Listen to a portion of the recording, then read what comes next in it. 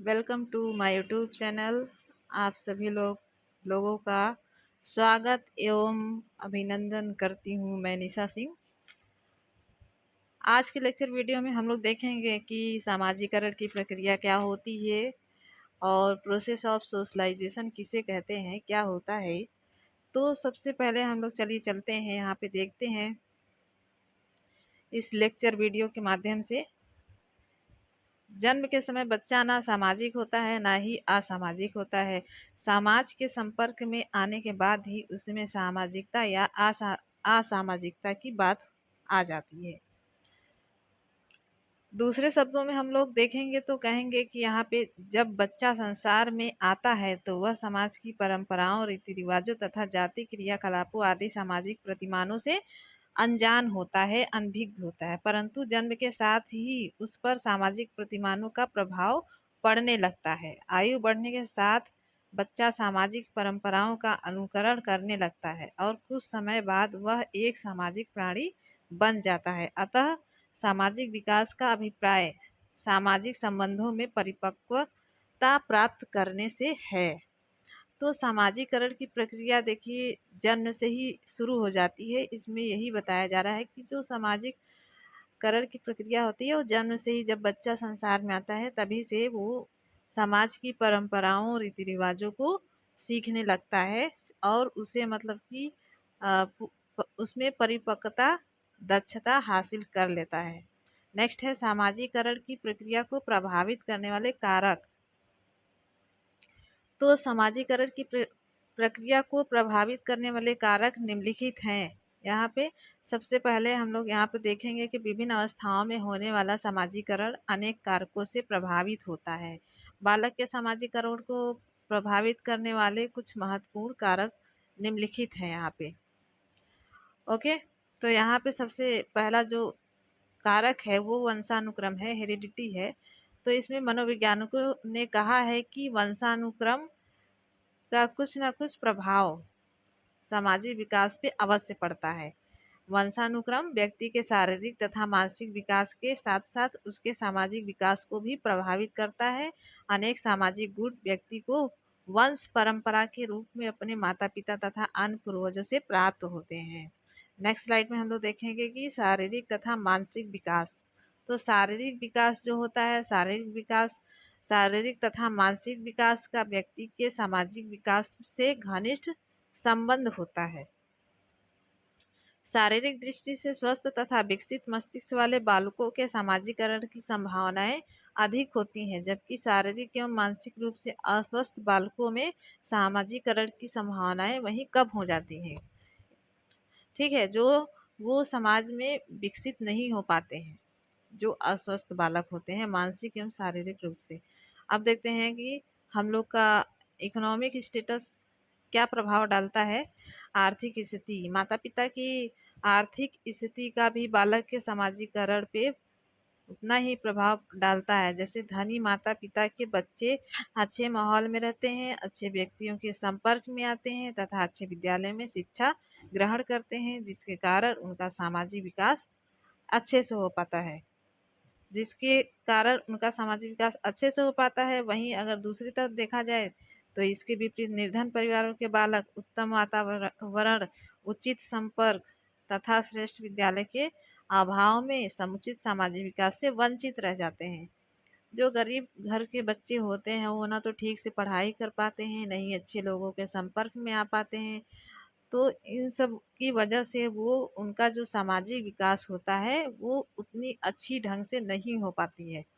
अब हम लोग देखेंगे कि संवेगात्मक विकास क्या होता है। संवेगात्मक विकास को भी हम लोग सामाजिक विकास के कारक के रूप में देखते हैं। तो इसमें बताया गया है कि सामाजिक विकास का एक महत्वपूर्ण आधार संवेगात्मक विकास होता है। संवेगात्मक तथा सामाजिक व्यवहार एक दूसरे के अनुयायी होते हैं।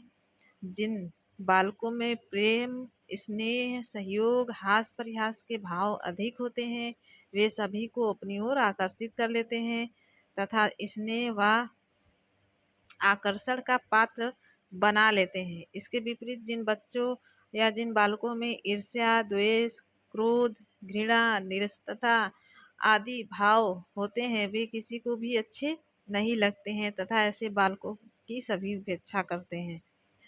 अब इसमें देखा जाए कि शैशवावस्था, बाल्यावस्था तथा किशोरावस्था में होने वाली सामाजिक विकास तथा उसे प्रभावित करने वाले कुछ प्रमुख कारकों के बारे में भी हम लोग देखेंगे। तो यहाँ पे मैं आपको बता देती हूँ कि सामाजिक विकास मानव जीवन का एक अत्यंत महत्वपूर्ण पक्ष है। सामाजिकरण की प्रक्रिया के द्वारा ही मानव एक सामाजिक प्राणी बनता है। सामाजिक वातावरण में निरंतर परिवर्तनशील रहता है तथा व्यक्ति को अपने सामाजिक वातावरण में होने वाले परिवर्तनों के अनुरूप व्यवहार करता है या ढालता है। दूसरों से सहयोग करना, अन्यों के अनुरूप व्यवहार करना, शिष्टता का आचरण तथा सह अस्तित्व को स्वीकारना आदि सामाजिक परिपक्वता के लक्षण होते हैं। नेक्स्ट स्लाइड में हम लोग देखेंगे कि व्यक्तित्व का निर्माण किसके द्वारा होता है। तो यहाँ सामाजिकरण को लिया गया है। सामाजिकरण की प्रक्रिया के द्वारा ही व्यक्तित्व का निर्माण होता है। अब व्यक्तित्व क्या है, व्यक्तित्व कहाँ से आया है और किस शब्द से, किस भाषा से लिया गया है। तो आइए हम लोग यहाँ पे देखते हैं कि पर्सनालिटी क्या होती है। पर्सनालिटी जो होती है लैटिन भाषा के शब्द पर्सोना से बना है, जिसका अर्थ होता है मुखौटा। अब इसमें गिलफोर्ड ने कहा है कि व्यक्ति गुणों का समन्वित रूप होता है। जैसे गुणों से क्या तात्पर्य है, वो उसकी पर्सनालिटी बहुत ही अच्छी है, उसकी पर्सनालिटी तो एकदम बेकार लग रही है, तो हम लोग उसके गुण के आधार पे उसकी पर्सनालिटी को दिखाते हैं कि उसकी पर्सनालिटी कैसी है। अब हम लोग देखेंगे नेक्स्ट स्लाइड में कि व्यक्तित्व के सिद्धांत कौन कौन से हैं। तो व्यक्तित्व के सिद्धांत जो होते हैं वो सबसे पहला सिद्धांत है मनोविश्लेषण सिद्धांत। इस सिद्धांत को फ्रायड ने दिया है, फ्रायड ने प्रतिपादित किया है।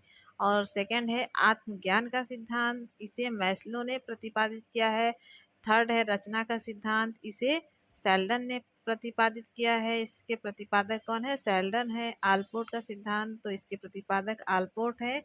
एवं नौ फ्रायड सिद्धांत, इसके प्रतिपादक इरिक फॉर्म है। नेक्स्ट स्लाइड में हम लोग देखेंगे मनोविश्लेषणात्मक सिद्धांत, जो अभी हम लोग यहाँ पे देख रहे थे कि व्यक्तित्व का सिद्धांत। तो व्यक्तित्व के सिद्धांत में जो हमारा फर्स्ट पॉइंट था मनोविश्लेषणात्मक सिद्धांत, उसके देखिए 3 मुख्य पॉइंट होते हैं, ईड, ईगो, सुपर ईगो। और इसके जो प्रतिपादक हैं ये सिगमंड फ्रायड थे हैं। तो मुख्य प्रत्यय जो होते हैं इसके जो कौन मुख्य प्रत्यय हैं कौन कौन से, अचेतन, ईदम, अहम, परा अहम। ठीक है, तो ईड, ईगो, सुपर ईगो, चेतन मन, अचेतन मन एवं अर्ध चेतन मन। तो हम लोग इसको बस पॉइंट पॉइंट देखेंगे। नेक्स्ट देखेंगे कि मैस्लो का मांग सिद्धांत। तो मैस्लो का जो मांग सिद्धांत तो होता है वो नीड थ्योरी पे होती है, जिसमें हम लोग आत्म सिद्धि की आवश्यकताएं, सम्मान की आवश्यकता, सामाजिक आवश्यकता, रक्षा की आवश्यकता एवं शारीरिक आवश्यकताएं होती हैं। शारीरिक आवश्यकताएं में भूख, प्यास, नींद होती है। रक्षा की आवश्यकता में तो सुरक्षा ही होती है। और सामाजिक आवश्यकता में जो होती है जुड़े रहने की भावना, प्रेम, स्नेह, प्यार, स्नेह आदि होता है। सम्मान की आवश्यकता में आत्मसम्मान और पहचान होनी चाहिए। ठीक है, इन सब चीज़ों को मैस्लो के सिद्धांत में बताया गया है। नेक्स्ट के स्लाइड में देखेंगे कि व्यक्तित्व को प्रभावित करने वाले कारक कौन कौन से होते हैं। तो व्यक्तित्व को प्रभावित करने वाले कारक 2 प्रकार से हैं, जैविकी कारक तथा वातावरणीय कारक। वातावरणीय कारक के अंतर्गत हम लोग देखेंगे कि सबसे पहला परिवार होता है, फिर उसके बाद आर्थिक स्थिति, और फिर उसके बाद विद्यालय, और उसके बाद जनसंचार माध्यम, एंड नेक्स्ट धर्म एवं संस्कृति, जो हमारे व्यक्तित्व को प्रभावित करते हैं। ठीक है, तो आपको आई होप कि समझ में आया होगा। और अगर आपको मेरी वीडियो अच्छी लगे तो इसे प्लीज़ लाइक करिए और चैनल को सब्सक्राइब कीजिए, ताकि मैं नेक्स्ट वीडियो डालूँ तो उसमें आप लोग देख सकें। एंड लाइक करिए, मुझे मोटिवेट करिए ताकि मैं और अच्छी अच्छी वीडियो ला सकूँ। Thank you.